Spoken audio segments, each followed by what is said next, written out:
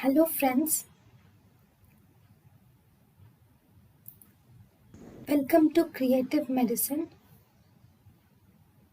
In this lecture, we will learn about Hello friends, welcome to a new lecture today.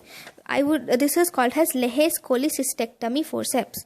So in Laheys cholecystectomy forceps, you will see a log and there is a curve at that end and it looks like a curved artery forceps. But the thing is, there is a curve and at the curve there is horizontal serrations.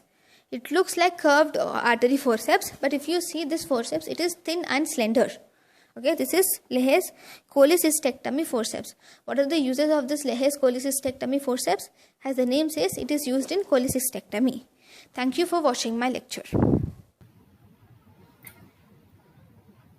Thank you for watching.